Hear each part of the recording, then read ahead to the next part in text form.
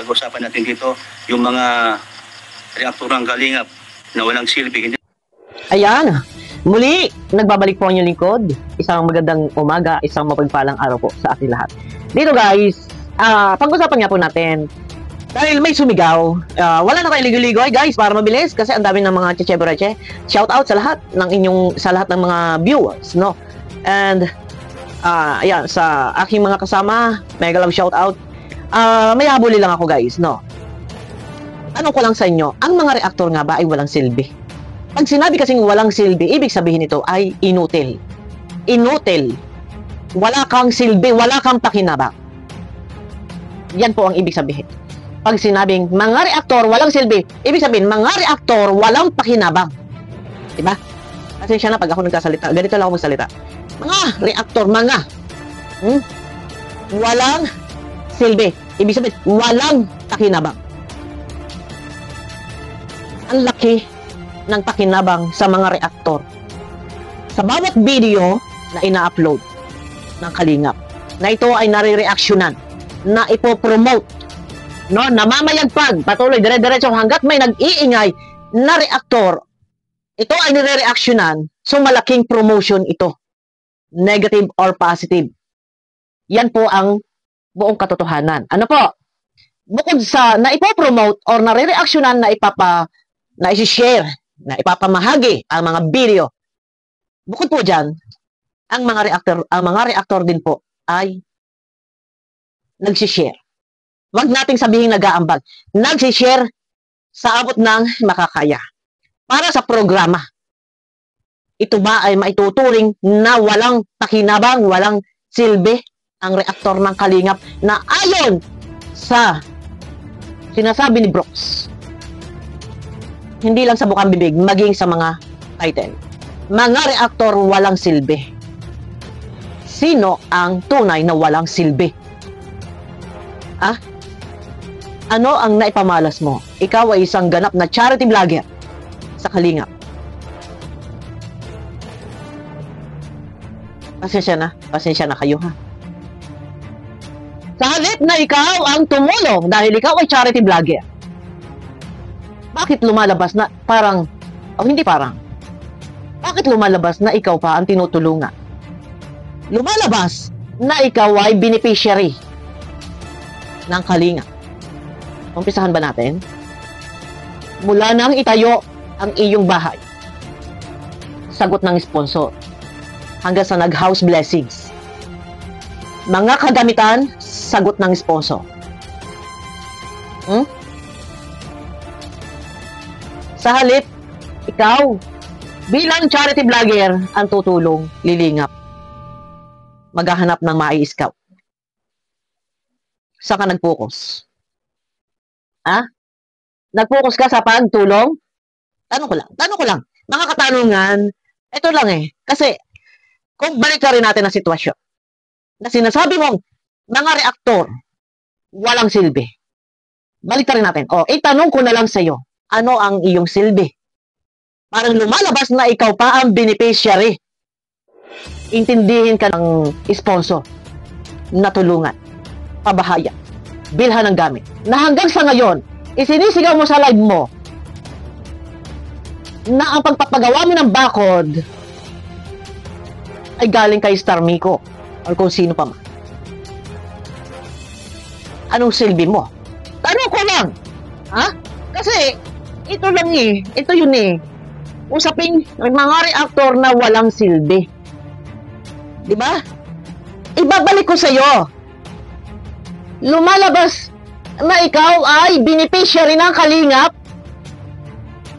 Diba? Ikaw ang tinutulungan, ikaw ang pinababahayan, ikaw ang sinusuportahan. Nasaan yung tinatawag na ikaw ay charity vlogger? Huwag ka magagalit.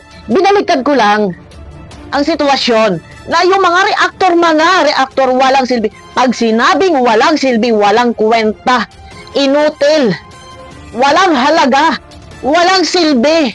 Kung sa isang bagay, ito ay basura, wala nang silbi, patapon na. Iyan ang ibig sabihin ng salitang walang silbi. Kaya pag tayo magsasalita, iingatan natin.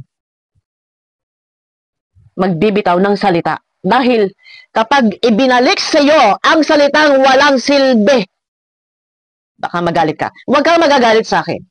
Ibinalik ko lang sa iyo. Ha? Mga reaktor na walang silbi daw. Ha? Pag sinabi, kagaya ng sinabi ko kanina, pag sinabing walang silbi, walang kwenta, walang halaga. Ha?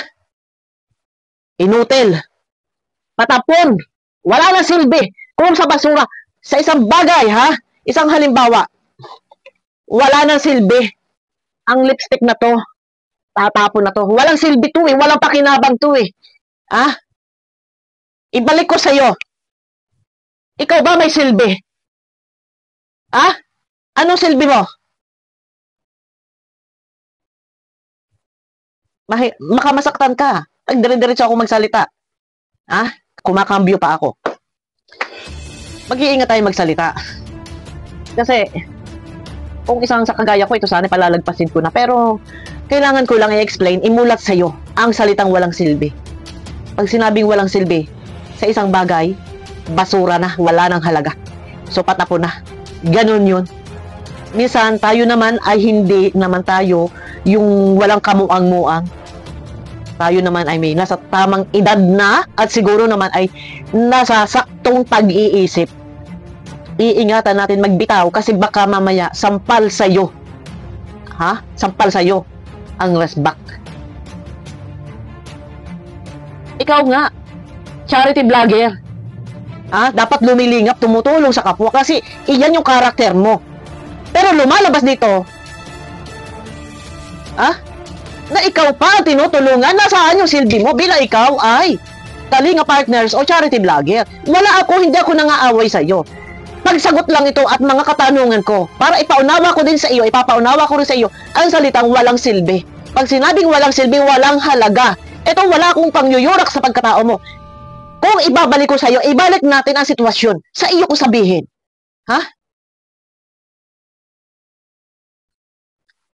Gamitin natin yung isip natin na magbibitaw ka ng salita sa kapwa mo na walang silbi. Ang laking bagay ng reaktor na nakakapagpalaganap ng programa ng Kalingap. Hindi lang yan. Mga reaktor na dyan, nagsishare sa abot ng makakaya. Huwag sobrang magsalita.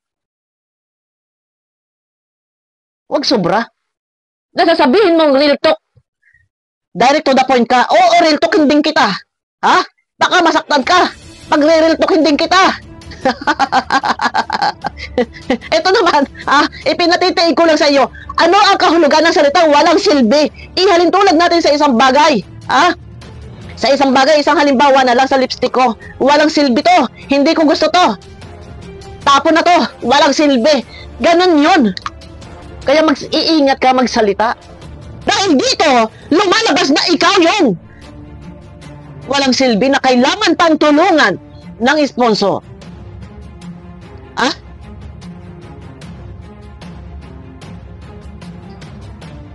Hanggang sa pagpapatayo ng bakod mo, iniasa or tulong ng sponsor mo. Solo ikaw ang walang silbi dito bilang charity vlogger. Yun lang ang akin. Charity vlogger ka. Pero intindihin ka ng sponsor. Nasa silbi mo bilang charity vlogger. Tumulong. Ano ba ang mission? Ano ba ang layunin? Ang ginagawa ng Kalingap? Hindi ba tumulong? Anong silbi mo? Bilang charity vlogger. Bilang Kalinga Partners. Huwag ka magagalit sa akin. Huwag ka magagalit sa akin. Binalik ko lang. Yung salitang walang silbi. Dahil kung hindi ka nagsalita ng ganyan, hindi tayo magkakaroon ng ganitong paglilinaw. Inililinaw ko lang sa iyo ang salitang walang silbi. Walang halaga, walang kwenta, walang pakinabang. Yan ang ibig sabihin ng salitang walang silbi. Kung sa tao, inutil. Huwag ka magagalit sa akin. Huwag ka magagalit. Pwede ka magsalita ng mahinahon. Ito ay paglilinaw lang sa iyo. Para sa kaalaman mo, tayo ay hindi naman bata or tayo naman ay nasa katinoan ng pag-iisip. Bago tayo magbitaw ng salita, babase ka kung talagang yung mga reaktor ay walang silbi.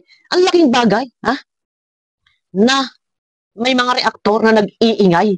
Walang palya, walang tigil, walang tulugan. Ha? Ang alin? Ang paglaganap. Isang halimbawa na lang sa mga lab team. Na lahat ng mga reaktor nag-reaction sa lab team, tuloy-tuloy na pinag-uusapan. Tuloy-tuloy na inaabangan. Dahil lumalaganap na isi-share na ipapamahagi ang mga video. Ang video clip. At kalakip doon na ipopromote. Ang owner ng video. Yun ba walang silbi? Bago tayo magsalita, gamitin natin yung ating isip. Ha? Hindi masamang mag-real talk. Mas maganda direct to the point. Pero kung ganyan naman, na hindi mo naiintindihan yata ang salitang walang silbi. Ba, ibabalik ko sa iyo. Ikaw ba ay may silbi bilang charity vlogger? Ha? Na ngayon, ikaw na charity vlogger ay naging beneficiary. Ikaw na ang tinutulungan. Ikaw na ang ini-sponsoran. Oh. Huwag kang masasaktan. Real talk lang ah. Ha? Next time, mag-iingat sa pagbibitaw ng salita. Baka ang resback sampal sa iyo. Nanamnamin mo kung anong ibig sabihin ng walang silbi. Mga reactor na walang silbi. Dapat alam mo yan, ang salitang walang silbi. Ha? Ikaw ba ay kasilbi-silbi? O, yun yung sinasabi ko sa iyo. Ito, ganito lang ako magsalita. Huwag ka magagalit sa akin. Hindi ka bago. Ganito na ako magsalita. Hindi ako nakikipag-away sa iyo. Ha? Ito lang ako, ganito lang ako. Ha? O, ayan. Pinaunawa ko lang sa iyo kung ano ang salitang walang silbi, ha? At baka mabaligtad. Ay mukhang baligtad na nga yata. Ha? Na ikaw, charity vlogger.